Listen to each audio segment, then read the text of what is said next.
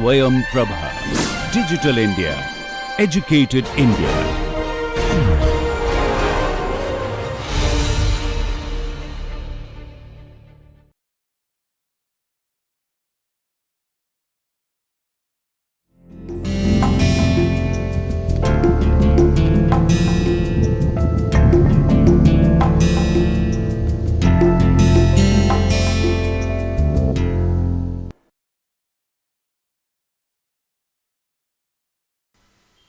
Namaste.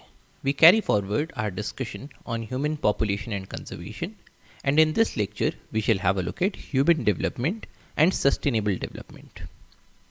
Now, human development and sustainable development have become very important today because we have a large population.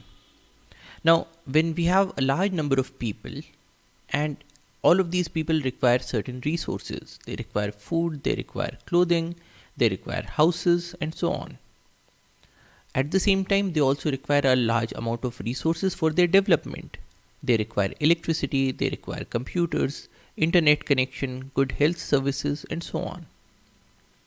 Now, when the society tries to provide them with these resources, then these resources can be provided either in a sustainable manner or in an unsustainable manner. What is the difference? When we provide the resources in a sustainable manner, we think about the future and we say that okay, we have so much of resources on this planet and we cannot use all of these resources for ourselves, because if we use up all the resources, nothing will be left for the future generations, for our children and our grandchildren. And so we try to reduce our resource use.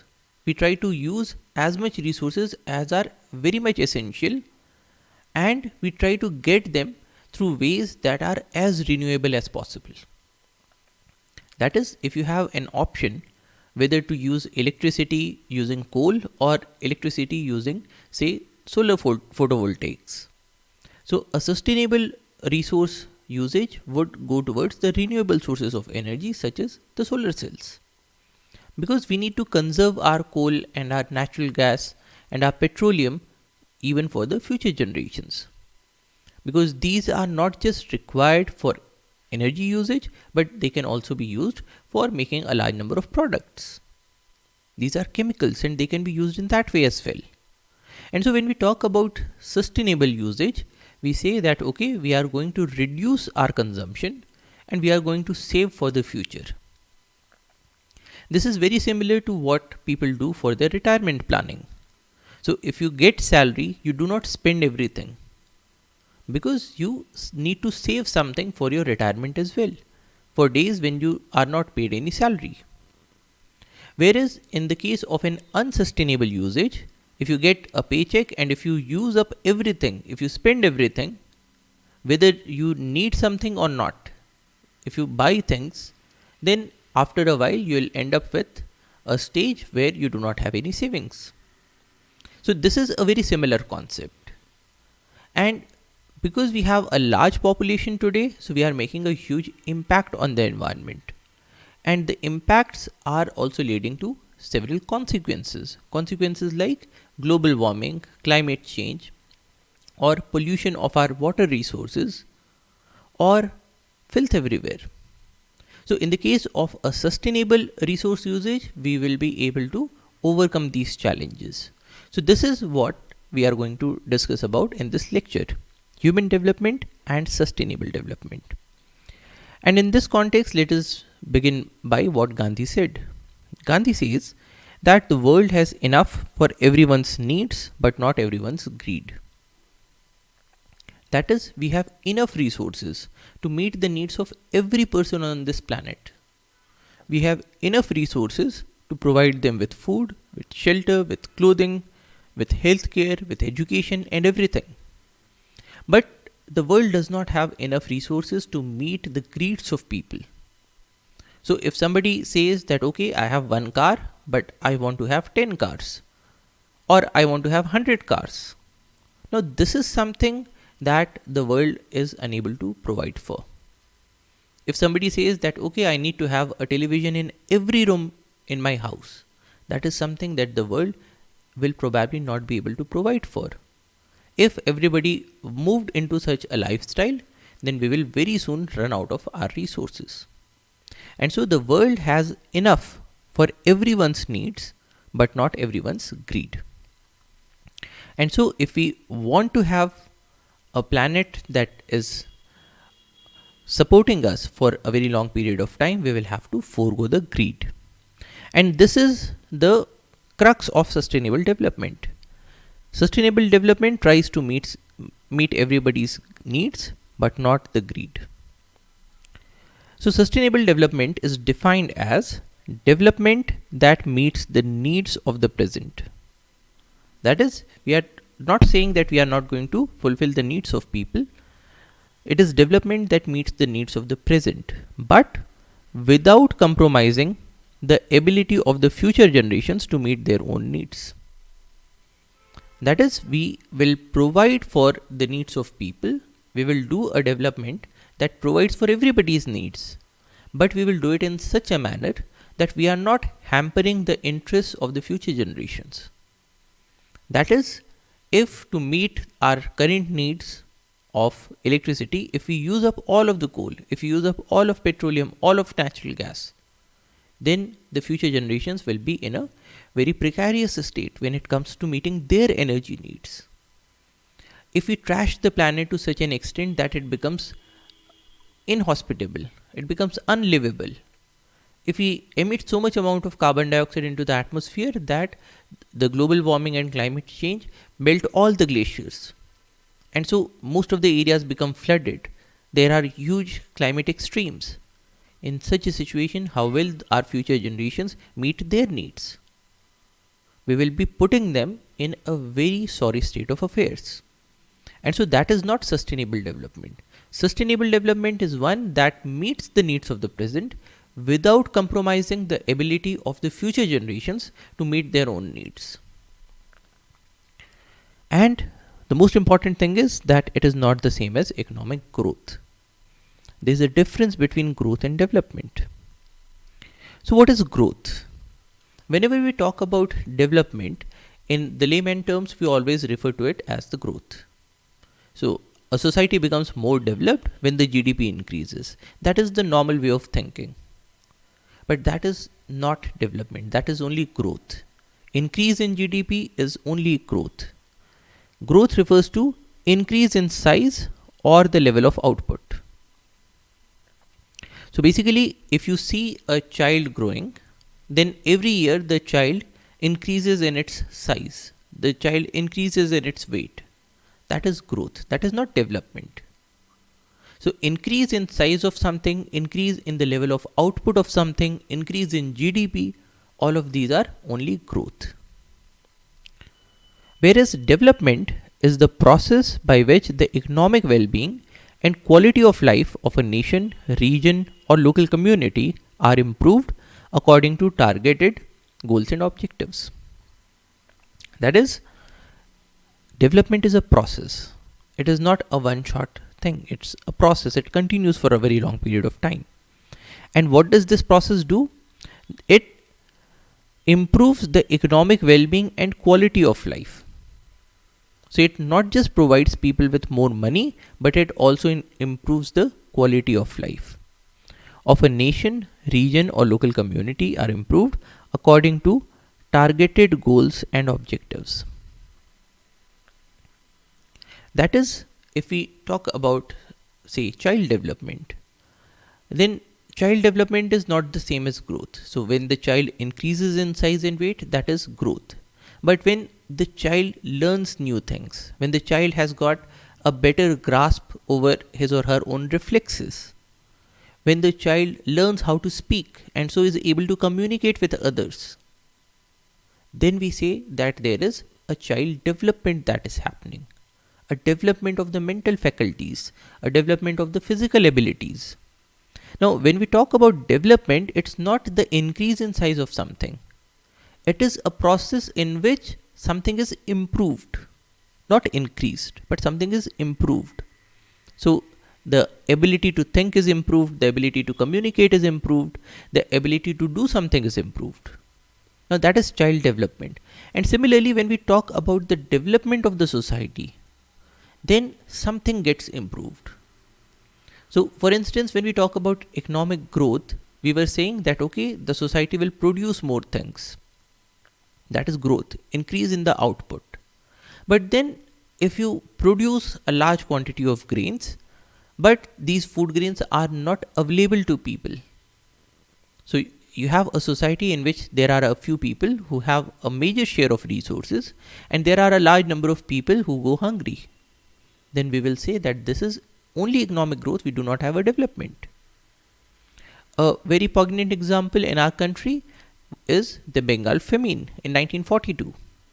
So in the Bengal Famine, we had large store of grains in the various granaries, but people did not have physical access and economic access to this food. That is, people did not have sufficient money to buy this food. So there was food that was available, but because people did not have a physical, social and economic access to food, so they were going hungry. And the people who had the food grains, they did not provide them to other people, because they thought that if we provide them to other people, then the price of food grains will go down. So our profits will go down. So on the one hand, there was widespread hunger, there was widespread famine and malnutrition. But on the other hand, the grains that were there in the granaries, they were being destroyed. People were burning them so that the price of the grain remains high. Now, we cannot call such a thing as development.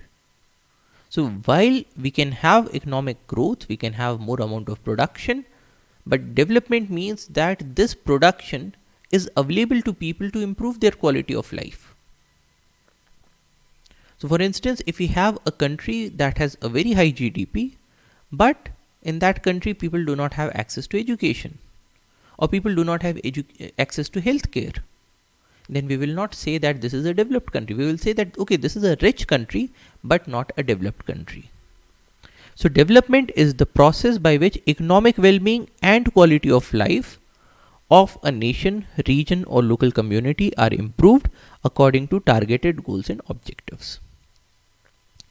And basically we define 3 dimensions of human development. We can look at human development by the life expectancy index. How long can a person expect to live in a particular country? So if people have a longer life expectancy, it means that they have access to healthcare. It means that they have more productive life that can be used to improve the well-being of not only themselves but also of their society. So life expectancy is a very important indicator of human development. Second, we have education index. If people have good life expectancy because of good healthcare facilities, accessible healthcare facilities, what do they do with their life? Are they educated or not? Do they have access to education or not? Because when people have access to education, then they can think more. They can develop their interests. They have a better ability to do what they want to do. So it provides them with certain amount of freedom of opportunity. So education is another factor that we consider when we are talking about human development. So the first is life expectancy, second is education, and third is income. So if you have people who have long lifespans, who have received good education, but they do not have income, so in that case, these people will not be able to reach their fullest potentials. So to allow people to reach their fullest potential, to allow people to develop their abilities, they also require a certain amount of income. And so we will say that a society becomes developed when these 3 things increase. People have a better life expectancy, mainly through access to better healthcare, or access to better sanitation, or access to clean drinking water, or access to sufficient amount of food. So that has to be made available to everybody, so that the life expectancy increases. 2, when they have a good life expectancy, they should also be getting good education, So what is the access to education in a country? If you have a country where education is so expensive that people cannot afford that, or you have villages where you do not have any schools, so people have to walk a long distance to go to a school, and in that case a large number of people just drop out of school, we will not call that a developed society. So education is also important. And third is income, so that they are able to make good use of their long lifespan and good education. So that is development. So if we drew a graph between production in a society and empowerment of people, when we say empowerment, we are talking about these three facets: life expectancy, education, and income. So this is on the x-axis, and the production in the society, or the GDP, is on the y-axis. And if this is the production possibility frontier, meaning that the country can choose any point here, but this is the limit to which the country can go to, because in any country we have a fixed amount of resources. So we cannot just go on increasing production, because after a while we will have a shortage of raw materials, we will have a shortage of, say, electricity, we will have a shortage of land, and so on. So things cannot go to infinity. So there is a limit to the amount of production and the amount of empowerment that any country can do. But when the country tries to increase that, when the country tries to improve upon that, say by bringing better technology, then the country has got two options. One is only to increase production. So in this case, we will be having economic growth without development, because we are increasing the production. So this is growth, but probably this production increase is coming into the hands of very few people. That is, the wealth is getting hoarded by a certain set of people. It is not translating itself into better life expectancy, better education, and better income for the large masses. Then we will say that this is economic growth without development. On the other hand, we can also have development or empowerment without an economic growth. So in this case, the country is trying to increase the development of its citizens. So it is not trying to increase the production, but it is probably trying to increase the access to healthcare or access to education. So the focus is towards development. That is also possible. Or the country may try to increase both of them. So the country may try to have better technologies to increase production, and at the same time also increase the accessibility of the fruits of economic growth. So we can have economic growth without development, we can have development without economic growth, or we can have economic growth and development together. Now, if we have economic growth and development together, that is the best state. But this increase in economic growth has to be sustainable, because if we only focus on economic growth, if we do not focus on development, then we can have the hazards of unsustainable development. A very good example is that a country that tries to increase the production in its industries, and that is the only goal.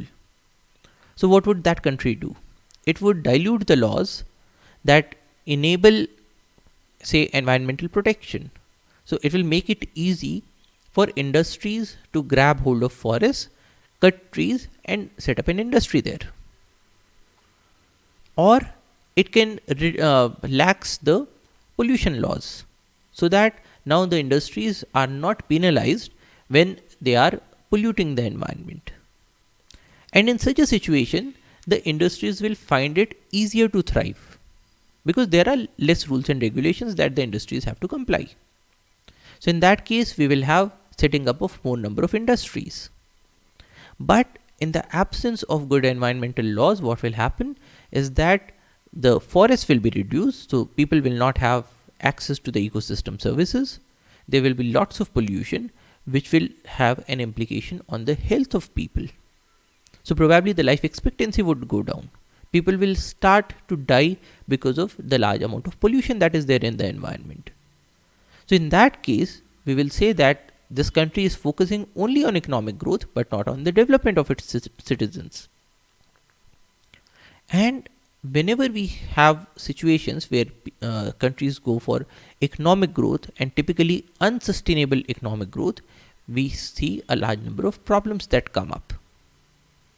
So there are issues such as overconsumption, in which case the societies overuse the resources that are available and then they run out of resources.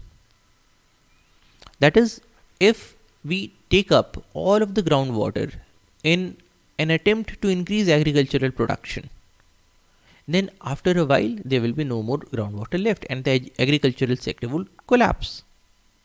So this is a hazard of unsustainable development, overconsumption. We also observe things like large-scale habitat destructions. Now the habitats are not just for wildlife. The habitats play a very important role in sustaining the human society as well. They clean air, they clean water, they permit groundwater recharge, they save our soils from erosion. And when there is a large scale habitat destruction, then all of these facilities that are being provided by a well functioning ecosystem, they get lost. So this is another hazard of unsustainable development. We see desertification. Now desertification often occurs when you remove the trees, you remove the vegetation, perhaps to make way for industries or to make way for agriculture. So the tree cover is lost. Then you overuse the water resources, and so you are out of water. Now this leads to a situation where you have a piece of land with very little amount of water and with very little tree cover. Now the trees would have protected the soil against drying, against desiccation, because the trees provide shade. In the absence of trees, the soil will get heated up very much because of the sun's rays and the soil will dry up. And in this way, the deserts keep on expanding. So if you observe desertification in a society, that is a result of the unsustainable growth. Another is acidification of our oceans, primarily because of the large amounts of carbon dioxide that we have been spewing into the atmosphere. Now, ocean acidification has also long-term impacts on the society. Why? Because it kills a large number of organisms.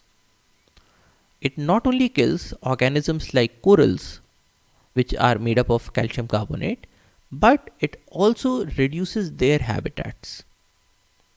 So, if we talk about a species such as fish, which lays its eggs in the corals, then once the corals are gone, then these fishes also do not have a place to lay their eggs.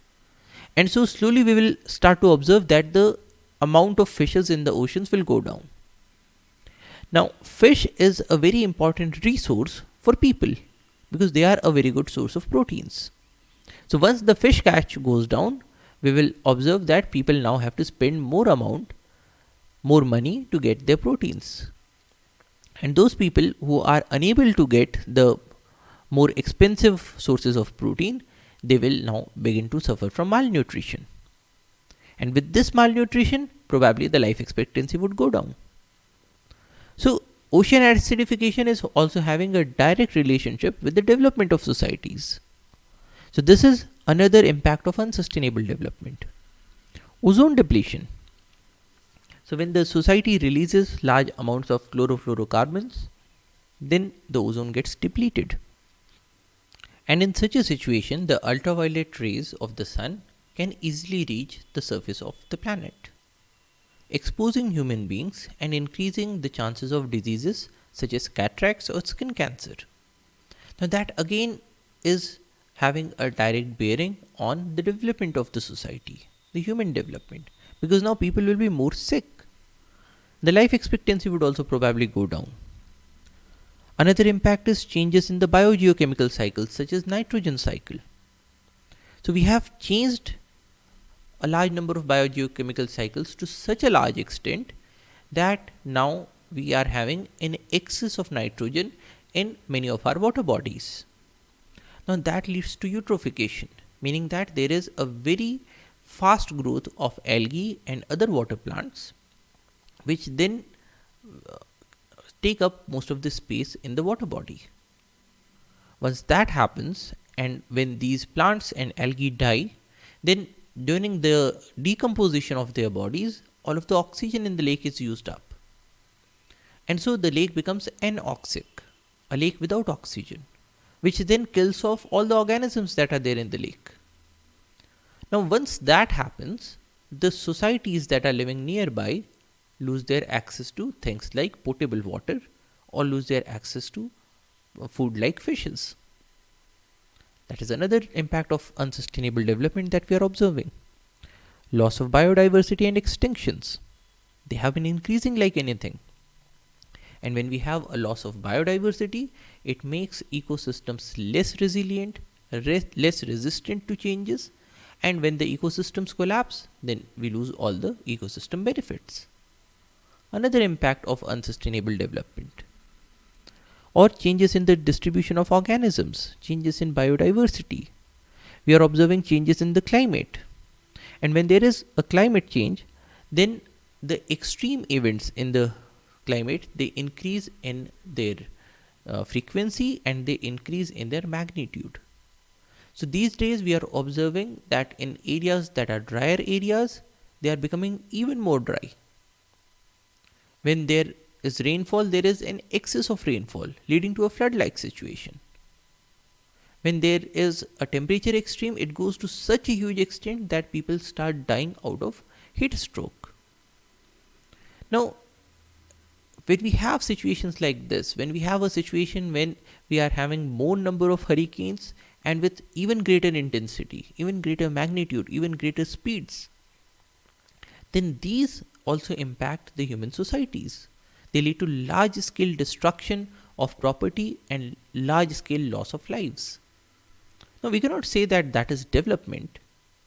In fact, that is against development, because people are losing their lives, people are losing their access to earning income. So that cannot be development. So this is another impact of unsustainable development, because we are doing such a great amount of climate change because we are overusing the resources. We are overusing our fossil fuels and releasing a large amount of carbon dioxide into the atmosphere. That is leading to global warming and climate change. And so that is again another impact of unsustainable development, or rather unsustainable growth. Then there is large scale soil erosion, changes in geomorphology. Now when there is soil erosion, then it has a direct impact on agriculture. It has an impact on water quality. It has an impact on the sedimentation of our dams, of our waterways. We cannot say that that is a development because that harms people. Similarly, we are observing large scale changes in geomorphology, because when you have more amount of soil erosion, then more amount of deposits are getting made in the case of the deltas. On the other hand, when we construct a dam, then there is a large amount of sediment deposition wherever the dam is, and the deltas are getting deprived of the sediments. So these are changing the geomorphology of the planet. Earlier, the calcium rich deposits used to be found only in the cave environments, in things like stalactites or stalagmites or pillars. But now we are finding deposits that are derived from concrete, lime, mortar and other calcareous materials very much outside the cave environment. So that is not a natural thing. So that is another impact. We are observing changes in stratigraphy due to increased sediment load and deposition, primarily because of deforestation and construction activities. So these are changing the stratigraphy of the planet. We are observing changes in the elements in the atmosphere. When we burn fossil fuels, we release that carbon into the atmosphere that was stored over millions of years. And that carbon is less in carbon 14 and it has more amount of carbon 12. And so the carbon 12 carbon 14 ratio in the atmosphere is changing. We are also observing that the radionuclides that are released from nuclear fallout and atomic reactors, they are now making a place in the planet. And in this case, the radionuclides such as cobalt or strontium are now increasing in such a large extent that they are now also posing a major problem in certain locations. We are observing changes in the soil. We are observing waterlogging, desertification, buildup of pesticides and other chemicals in the soil. Now, that is not good for the health of the soil. There are large scale introductions and invasive species that are spreading in different areas because of unsustainable development. We are not taking adequate precautions to ensure that the invasive species are not introduced into other areas and they do not spread. And when we do not take sufficient precautions, we actually become a mode for the movement of the invasive species. That again leads to large scale destruction of the habitats. We are observing pollution. And not only do we have air pollution, water pollution, sound pollution, but these days light pollution is also becoming a major threat. Because in most of our towns and cities, so much amount of light is getting produced that it also is having a negative impact on a large number of species. A very good example is turtles. So when turtles hatch on the sea coast, they typically use the light differences to navigate towards the seas. Because if you go to a seashore in the night time, over the seas it will be a bit more brighter as compared to over the land, because the land has more of dark colored things. So through evolution, the animals have learned to use this difference in the light intensity to navigate. So they move towards areas of greater light. But now our towns and cities are emitting so much amount of light that now these animals get confused. They start to move towards the towns and cities. And when they are unable to reach to a water body, they just die off. Now that is also a major impact on the survival of these species. Many of our birds are now getting disoriented because of the amount of light pollution that we have. Animals find it difficult to sleep in the night times because there is so much light. So this is another impact of unsustainable development. We are observing large scale coral bleaching and death of corals, and wars are also another impact of unsustainable development.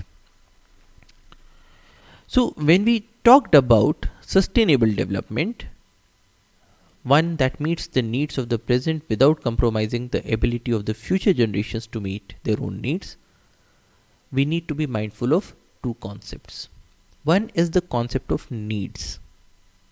So there is a difference between needs and wants. Needs are what we require for our sustenance and for our development. Whereas when we talk about wants, wants are unlimited. Wants are mostly a reflection of the greed of people. So I may want to have, say, 50 cars, but I do not need 50 cars. I probably only need one. So there is a difference between needs and wants. And when we talk about sustainable development, we have to be very mindful of the needs. In particular, the essential needs of the world's poor, to which overriding priority should be given. So when we say that we want to have a sustainable development, we need to be mindful of the fact that yes, people do have their own needs and these needs have to be fulfilled. If we cut down on our resource use to an extent that people are unable to meet their needs, that is not good for the society. And the second thing is the idea of limitations imposed by the state of technology and social organization on the environment's ability to meet present and future needs. So we have needs, but the environment also has its own limitations. It cannot provide us with everything that we want. So we have to make a choice whether we make use of all the resources today or we save something for the future generations, because we cannot do both. We cannot say that okay, we will use all of the coal, all of the petroleum, all of the natural gas, and the future generation should also have coal and petroleum and natural gas. No, because the supply is limited, the stocks are limited. Similarly, if we say that okay, we are going to pollute as much as we want, but our future generations should have a clean environment, no, that is not going to happen, because the environment has a certain ability to tolerate the pollutants, to process the pollutants, and if we cross that limit, then our future generations will be unable to meet their own needs.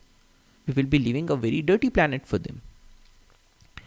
So this is important to keep in mind. There are concepts of needs and there is an idea of limitations imposed by both the state of technology and the social organization on the environment's ability to meet the needs of the present and the future generations.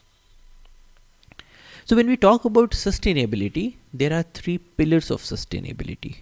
We can talk about environmental sustainability, economic sustainability, and social sustainability.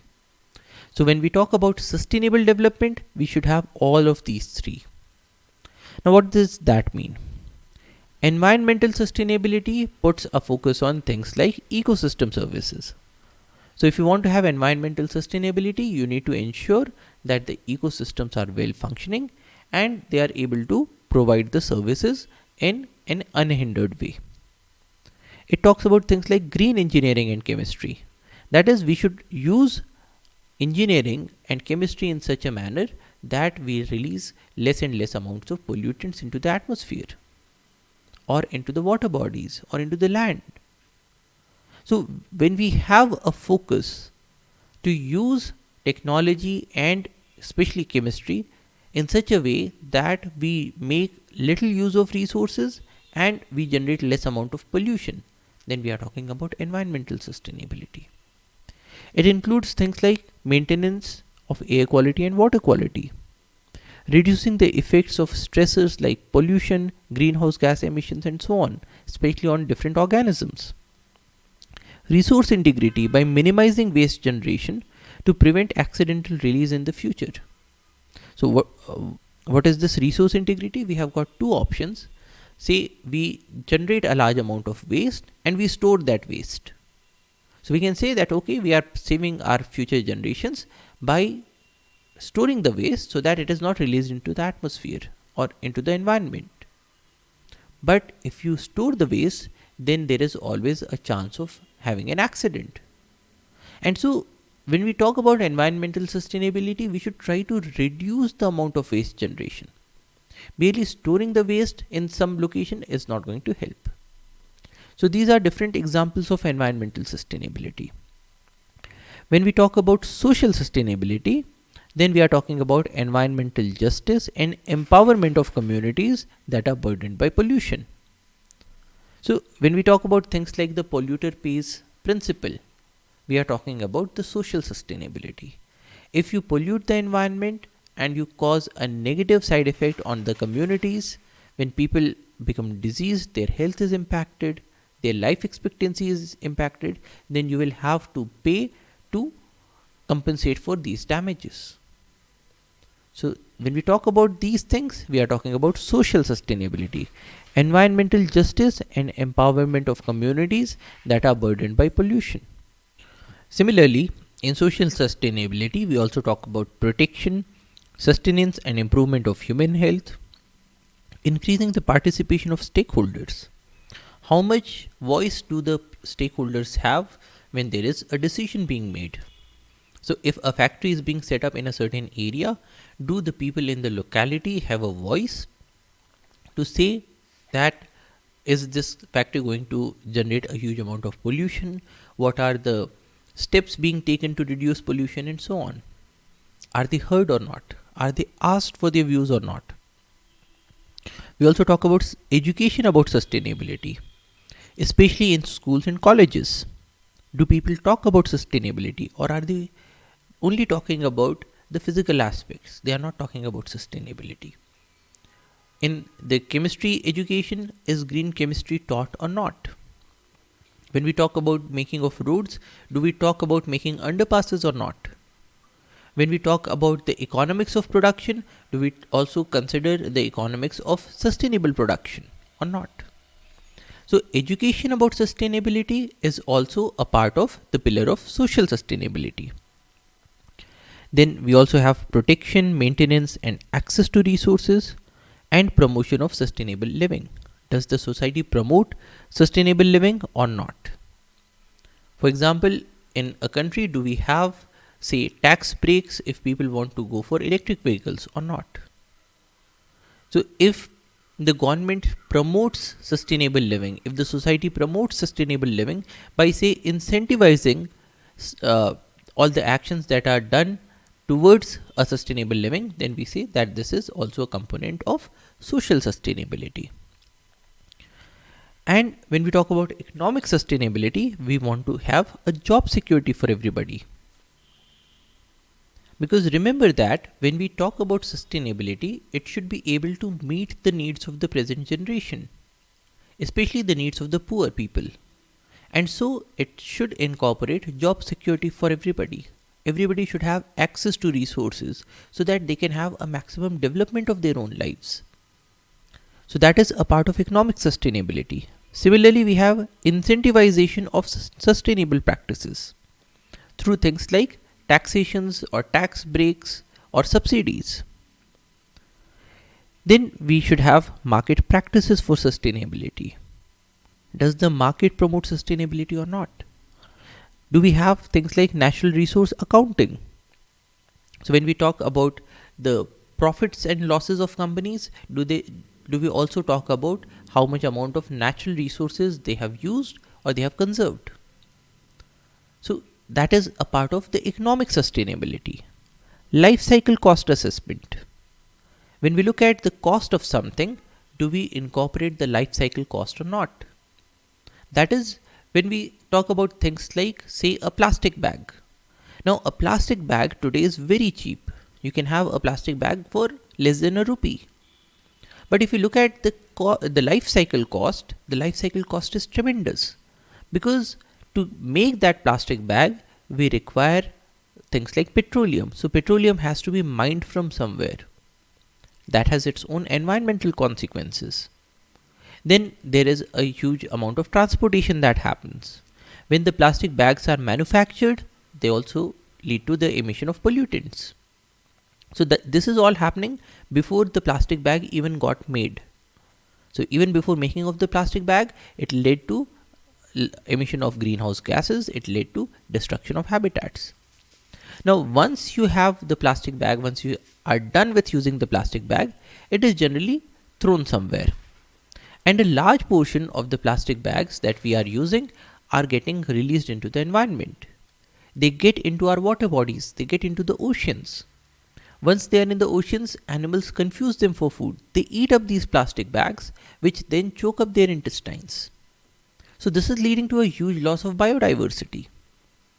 If we wanted to preserve and conserve our biodiversity, we would have to devise mechanisms through which these plastic bags would be removed from the environment.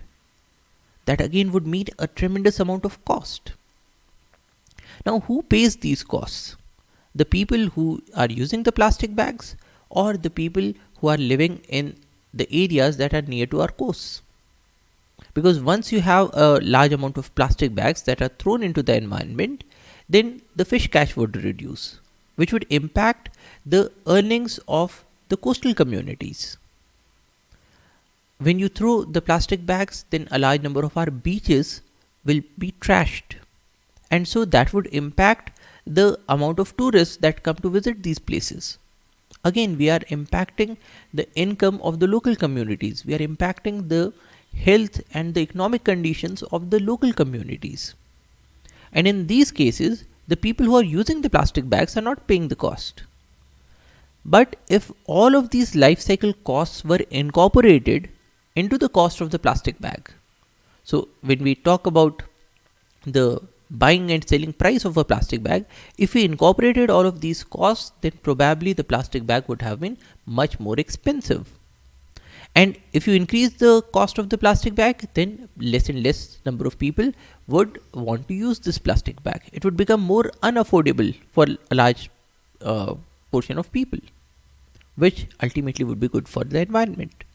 So when we talk about economic sustainability, we ask the question, are the life cycle costs assessed and are they incorporated into the cost of various things?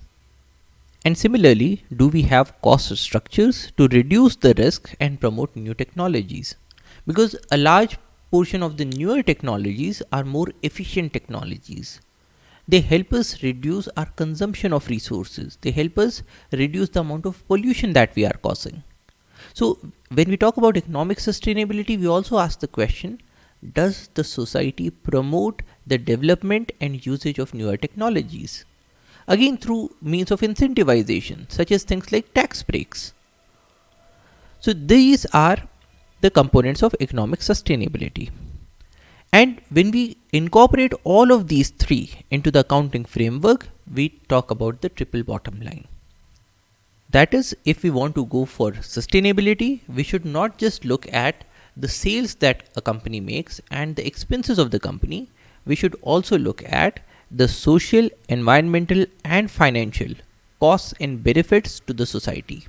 When these are incorporated, we are talking about the triple bottom line. Now, in this context, we can talk about weak and strong sustainability. Weak sustainability assumes that natural capital and manufactured capital are essentially substitutable and considers that there are no essential differences between the kinds of well-being that they generate. Meaning that if you overuse the natural capital and make manufactured capital, that is okay for the society. That is, if you say overuse the coal and petroleum and natural gas, but you are giving people electricity, so that is okay. We do not need the natural resources separately from the manufactured resources. That is weak sustainability.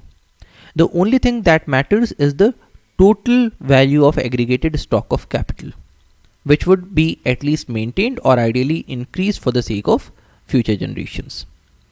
In such a perspective, it does not matter whether the current generation uses up non-renewable resources or dumps carbon dioxide in the atmosphere, as long as enough machineries, roads and ports are built in compensation. Now, this is weak sustainability. But we also have the viewpoint of strong sustainability, which assumes that natural capital and manufactured capital are essentially non-substitutable and considers that there are essential differences between the kinds of well-being that they generate. That is, the kind of well-being that people get out of visiting a forest area and seeing a tiger is very different from the kind of well-being that they would have received if this area was cut and converted into, say, a farmland. And for the fullest well-being of the society, we need both these kinds of well-beings. So both natural capital and manufactured capital need to be at least maintained or ideally increased for the sake of the future generations. So we need to maintain and increase both natural and manufactured capital. So if we look at the differences, the key idea in strong sustainability is that the substitutability of natural capital by other types of capital is severely limited. You cannot trade one for the other. Whereas weak sustainability assumes that these are perfectly substitutable. Consequences: certain human actions can entail irreversible consequences, is what the strong sustainability believes. Whereas weak sustainability says that, okay, if there is environmental degradation, we can have technological innovation and monetary compensation, and that is fine for the society. So it's a weak form of sustainability. In the case of strong sustainability, the issue is conserving the irreplaceable stocks of critical natural capital for the sake of the future generation. So these have to be conserved. But in weak sustainability, the total value of the aggregate stock of capital should be maintained or increased. So it considers that there is nothing that is irreplaceable. In the case of strong sustainability, the key concept is critical natural capital. So this is capital, so this is critical, so this has to be maintained. In the case of weak sustainability, it only looks at optimal allocation of scarce resources. So they can be used or even overused, that is fine. And in the case of Strong sustainability, the scientific knowledge is an input for public deliberation, so it focuses on procedural rationality. Whereas the weak sustainability says that technical and scientific approach are necessary for determining thresholds and norms, and so it only talks about instrumental rationality. That is, in the case of strong sustainability, we say that okay, the society should decide which of the stocks are replaceable and which of the stocks are irreplaceable. So the people should have a say, the stakeholders should have a say. But in the case of weak sustainability, we only say that okay, we require certain amount of instrumental rationality such that if one stock is overused, then other is increased. So these are the differences between strong and weak sustainability.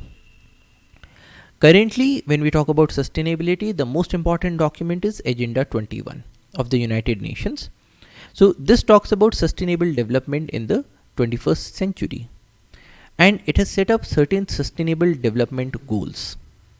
So there are 17 goals, including no poverty, zero hunger, good health and well-being, quality education, gender equality, clean water and sanitation, affordable and clean energy, decent work and economic growth, industry, innovation and infrastructure, reduced inequalities, sustainable cities and communities, responsible consumption and production, climate action, preservation and conservation of life below water, life on land, peace, justice and strong institutions, and partnership for the goals.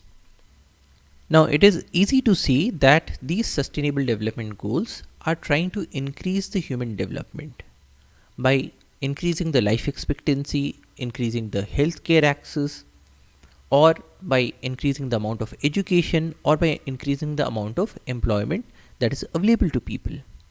So these are things that are necessary for sustainable development. And in this context, we can talk about clean technologies.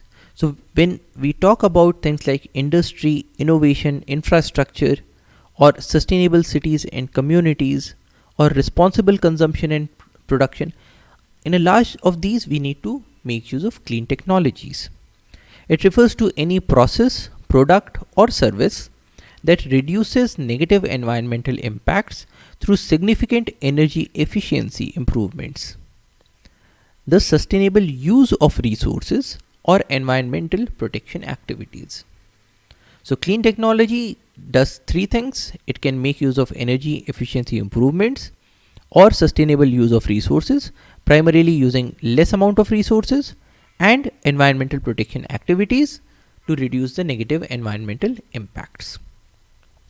And here we have themes like renewable energy, water purification, air purification, sewage treatment, environmental remediation, solid waste management, energy conservation, and appropriate sustainable technologies. And the examples include things like environmentally friendly energy and energy storage, using power generation with renewable energy, things like solar cells and photovoltaics, solar thermals, geothermal energy, wind, biogas, sewage gas. Environmentally friendly use of fossil fuels, such as combined cycle power plant, where you have an assembly of several heat engines to increase the efficiency, or cogeneration plants, which have a simultaneous generation of electricity and useful heat, high performance power stations, carbon dioxide reduced power generation, storage technologies including mechanical, electrochemical, electrical and thermal storage, efficient grids including smart grids using automation and technology, and local and district heat grids. Then another theme is circular economy.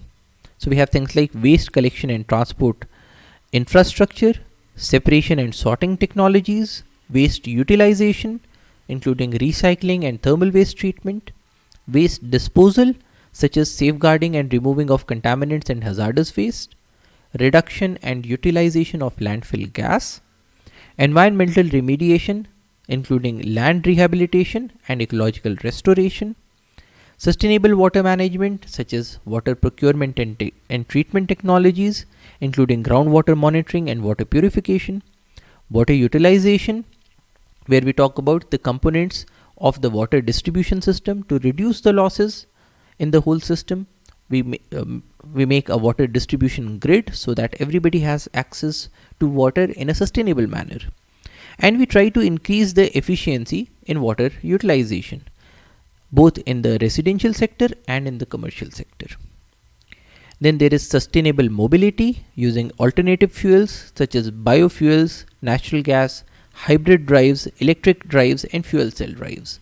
So we are trying to reduce our dependence on the fossil fuels. Then there is a talk of alternative drive technology such as efficient combustion engines, environmentally friendly vehicle design. Then we have infrastructure and traffic control, including things like intelligent traffic control, because a lot of energy is also wasted when people are waiting at the red light signals. So can we make it more intelligent so that the stoppages at the red lights are reduced?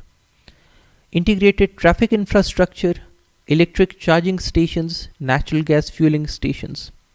Then there is sustainable mobility management, including car sharing and vehicle fleet management. Resource and material efficiency, including cross-sectional technologies such as biotechnology, nanotechnology, mechanical and process engineering. Newer materials like compound materials and bioplastics.